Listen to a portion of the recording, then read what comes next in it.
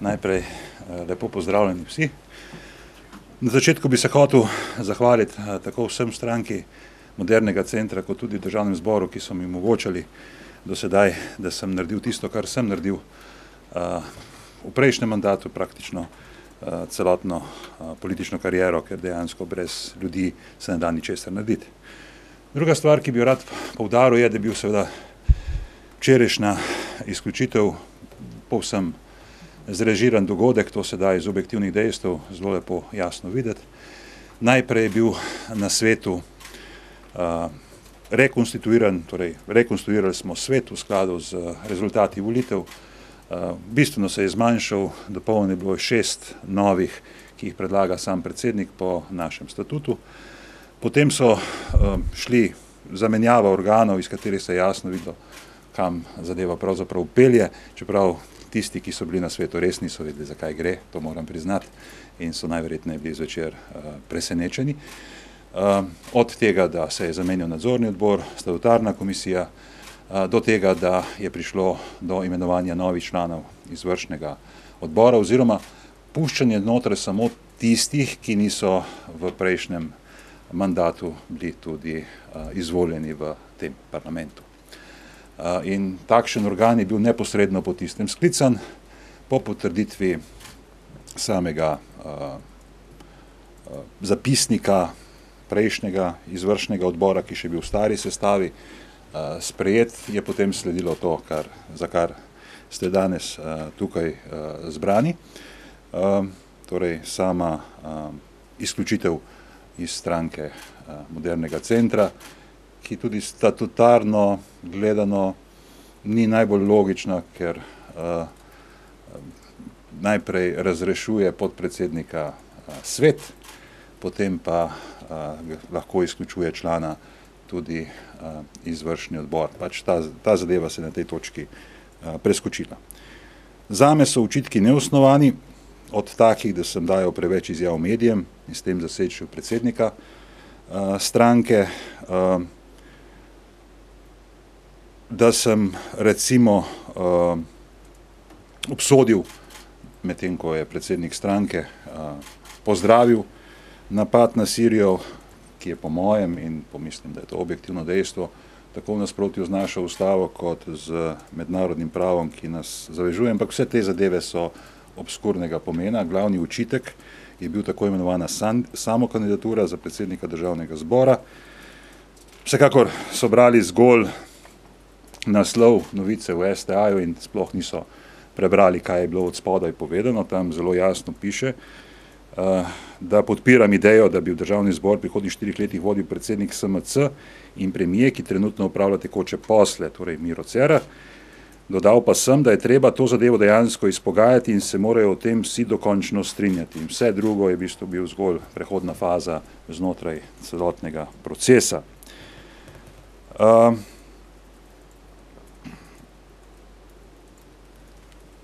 Zdaj, v primerjavi z mano, je sam predsednik vlade in tudi predsednik stranke večkrat kršil sklepe izvršnega odbora, kar se da pravzaprav zelo lepo dokazati. Od vseh tistih sklepov v povezavi z Palestino, kjer je pač odstopil, ker se je bal izvršiti te sklepe, do tistega, da ni upošteval sklepov, ki smo jih imeli glede povrnitve vojne škode izgnancem oziroma ostalim žrtvam vojne, in mi je v bistvu pravzaprav v tistih trenutkih raje grozil, kot bi pravzaprav se posvetil temu, da bi sklepi samih organov stranke bili izvedeni. Ampak jaz mislim, da vse to ni glavni razlog. Glavni razlog je preprosto moja zahteva, da je stranko treba konsolidirati. Konsolidirati pa pomeni pravzaprav upoštevati rezultate volitev, jo dejansko pripraviti na nove volitve, s tem, da pridejo sposobni ljudje na prava mesta in ne naši ljudje na tista mesta, kjer se pač vodstvo tako odloči. To je ena zahteva. Druga zahteva, ki je bila kot alternativa temu, ker je to zelo težko, najverjetneje isti garnituri narediti, ki je to moštvo tako ali drugače postavila, je bila pa ideja o približevanju socialno-liberalnih strank v prihodnje kot neka alternativa temu. Oboje so podporniki v vodstvu, torej podporniki Mira Cerarja, kasneje tako eksplicitno ali pa implicitno zavrnili oziroma onemogočili, da se začne zadeva razvijati v to smer, ki je bila edina smiselna za samo stranko. Kaj zdaj? Sam mislim, da je treba najprej ugladiti glave, sam ne mislim ničesar prehiter ravnati. Politična situacija je toliko občutljiva, da ne želim sam povzročati dodatnih težav tistemu minimalnemu oblikam pogajanj ali izsiljevanj ali kakorkoli že temu rečemo, ki trenutno poteka, torej dokler bo minimalna šansa, da se dogodi levo-sredinska koalicija z Novo Slovenijo ali brez, meni je pravzaprav vseeno. Na tej točki do takrat najverjetneje je treba premisliti čisto vsak korak. Sam ga mislim premišljati in zato si mislim vzeti nekaj časa. Zaradi tega me ne spraševati, kje bom nadaljeval politično kariero ali podobna vprašanja, ker na to dejansko ne morem odgovoriti. Za mano je zgolj ena dobro prespana, čudovito prespana noč. Zaradi olajšanja, ki ga človek čuti po tistem, ko dejansko ni treba prikrivati tiste slabosti, ki so drugače obstajale v stranki, vladi ali kjerkoli druge v političnem prostoru in so v povezavi z imenom, ki ga nosiš. Drugače pa sem opazil, da me je stranka že izbrisala od vseh spletne strani, dejansko sklepa še nimam. Prej sem vam povedal, da je v bistvu tudi velik problem statutarni, kako to zadevo zdaj razrešiti, ker v bistvu izključitve ni kot razloga za to, da nekdo ne bi bil podpredsednik stranke Modernega centra, pa ne, da se to zdaj strašno želim, ampak sam opažam takšna dejstva. In kot sem rekel, ja, po mojem bi mogel postopek biti speljan drugače, s tem bi dobil tudi širšo legitimnost, bilo pa veliko težje prepričati vse te ljudi, ki praktično sploh ne vedo, zakaj gre, in teh mi je iskreno žal. Pač v politiki je včasih nevednost tisto, na kar pač se računa, ko se režira določene dogodke. Da pa psihološko ne bi bil pripravljen na to, ne, kaj tazga, pa najverjetneje ne, toliko realista pa sem, da vem, kaj se dogaja. Zdaj pa sem na voljo za vprašanje. Malce ste se tega dotaknili že v svojem govoru, pa vendarle, kaj ta vaša izključitev pomeni za kreiranje koalicij? Pričakujete zaradi tega, kaj težje delo za Marjana Šarca oziroma lažje za Janeza Janšo v morebitnem nadaljnjem tretjem krogu in podobno? Vsekakor, vse, kar sem delal znotraj tega mandata, je bilo za ono prvo opcijo, da bi čim bolj pomagal splaviti, da se zadeva sploh začne. Zdaj nisem v tem, da bi bil nek akter tega, si pa želim, da z svojim ravnanjem ne povzročam škode glede tega, ampak to ni odvisno zgolj od mene. Če bodo prevladala čustva, potem dejansko te opcije sploh ne bo. Dejali ste, da se še niste odločili, kaj in kako boste delovali naprej, a do takrat ostajate v poslanski skupini SMC? Ja, v bistvu iz poslanske skupine pravzaprav me ni možno izključiti. To je edini formalni razlog, zakaj ta trenutek ostajam tam. Nimam niti še pisarne, tako da svojo pisarno prenašam s sabo. Ko ste bili včeraj na tej seji, ki ste prisotni, ste videli, kaj se dobro, ste bili povabljeni na to sejo? Ja, seveda, saj sem član sveta. Ta trenutek sem še vedno, mislim, da po nekih analogijah bi pravzaprav še vedno mogel biti član sveta, ki bi moral razpravljati tudi o moje razrešitvi, seveda mora pa nekdo... Na izvršilnem sem seveda tudi bil, normalno, ampak zadeva je bila dobesedno sklicana 15 minut po tistem, niti ni bila na dnevnem redu, niti v pisnem gradivu, najprej dopolnimo izvršni odbor, potem skličemo brez točke, pametne točke dnevnega reda, razen tisto splošno, in potem sklep, ki niti ni predviden naprej. V bistvu, kadija sudi, kadija tuži, v bistvu. Klasična varianta. Še vedno ste podpredsednik stranke, torej izključen, ampak Obstaja dilema v tem vprašanju, zdaj pač tako dobro so napisali statut, jaz ga nisem. No, glede na to, da vi pravite, da očitno tu statutarno ni bilo vse v redu, v skladu s statutom mislite kakorkoli ukrepati? Imam 15-dnevni rok za to, da po tistem, ko prejmem odločbo oziroma ko mi jo vročijo.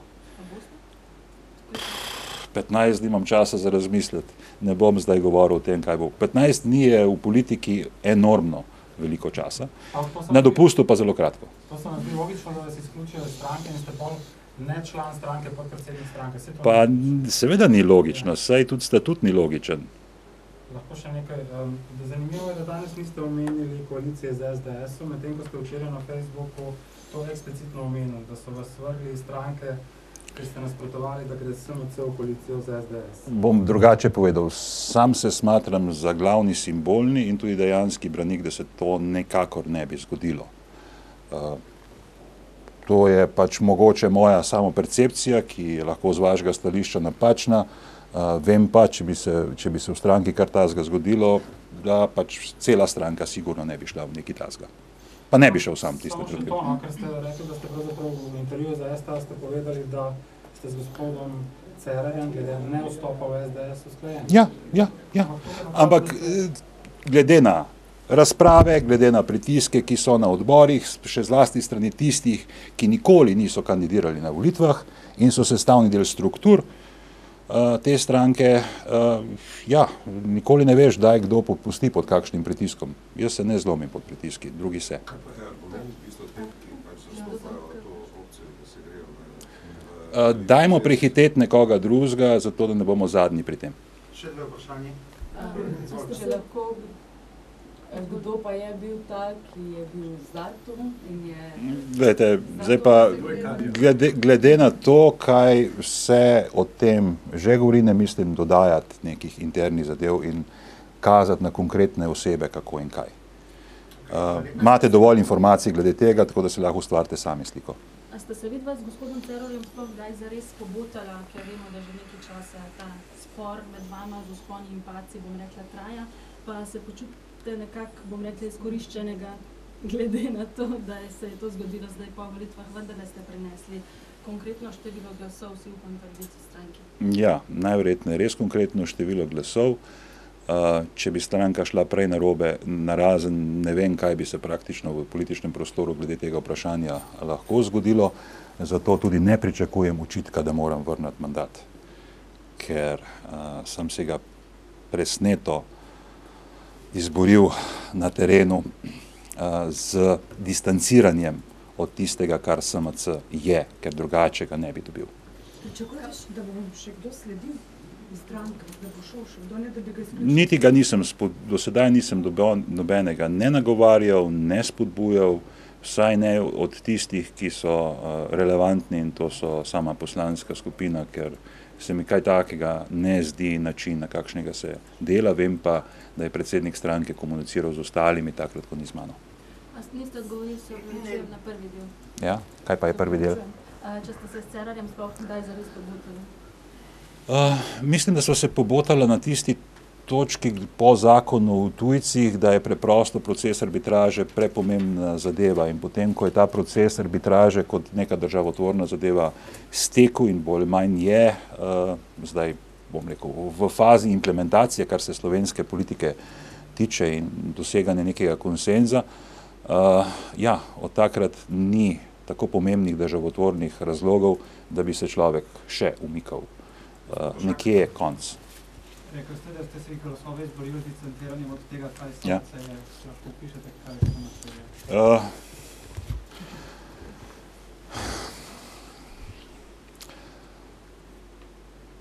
SMC je stranka modernega centra, ki je socialno-liberalna, želi pa biti tudi levo-sredinska.